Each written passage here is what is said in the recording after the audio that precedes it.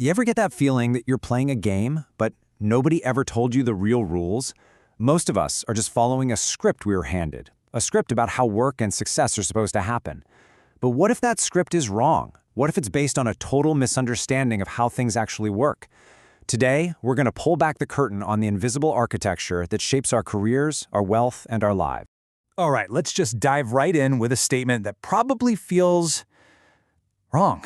It cuts against everything we've ever been taught. That core belief that if you just put your head down and put in the hours, you'll get ahead.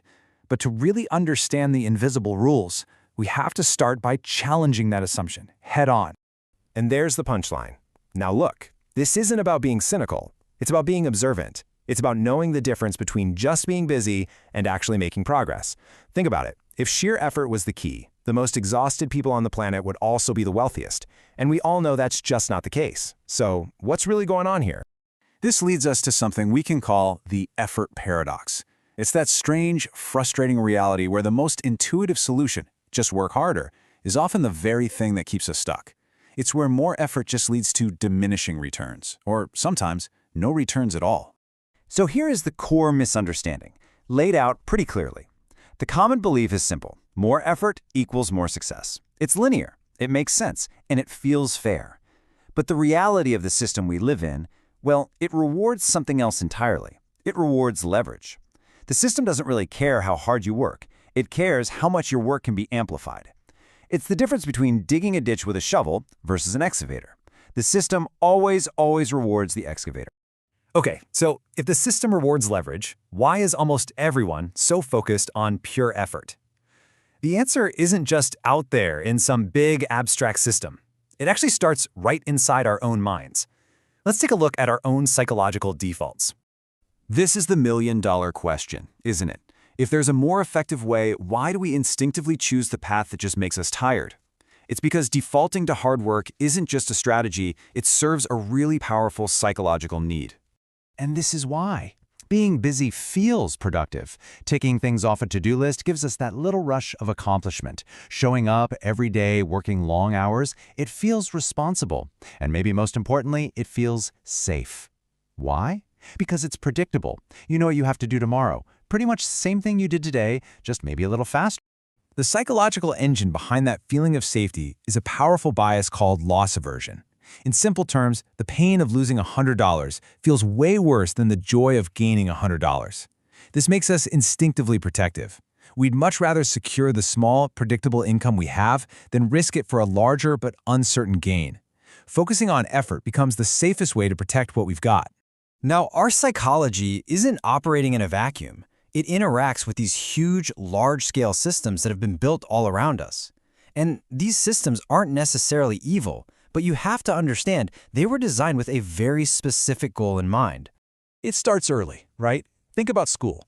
The whole system largely rewards compliance. You follow the instructions, you meet the deadlines, you color inside the lines, and you get good grades. It's a training ground for being really good at following a predefined path. Then we enter the workforce, and the most common deal is a direct trade. You give your time, they give you money. This just reinforces that effort model. But the problem, of course, is that time doesn't scale. You've only got 24 hours in a day. That model has a built-in ceiling.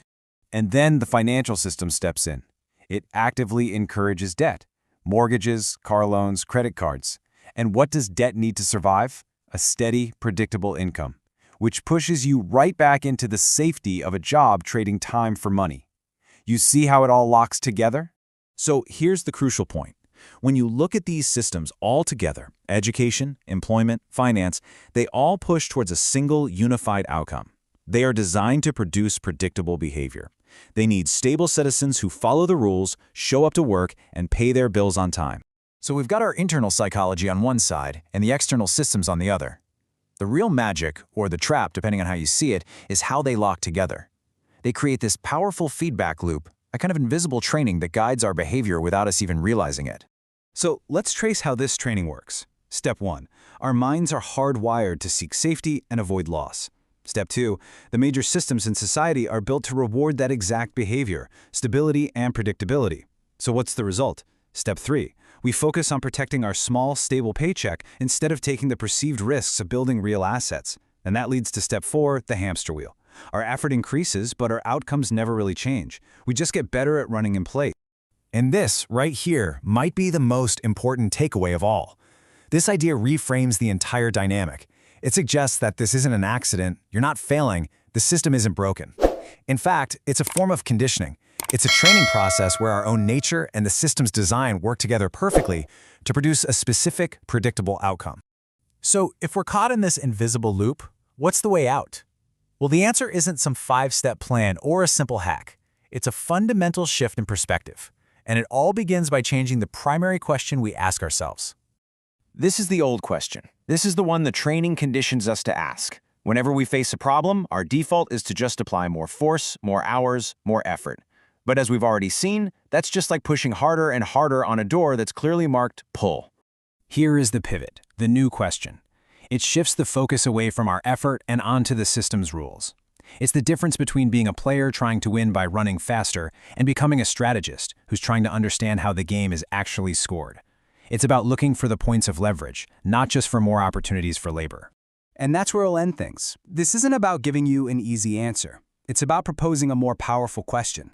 Because once you stop asking how to work harder inside the rules, and you start asking what the rules actually are and who they're designed to reward, you begin to see the entire world through a completely new lens. You're not just playing the game anymore, you're starting to understand it. And that changes everything.